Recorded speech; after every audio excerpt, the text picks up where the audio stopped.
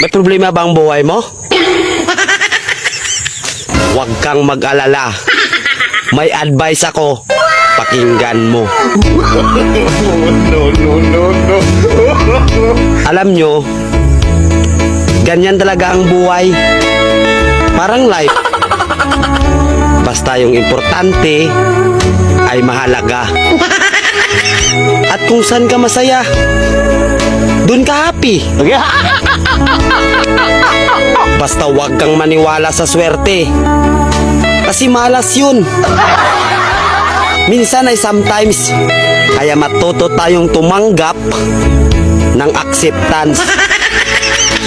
Halimbawa, for example, ang baby ay sanggol.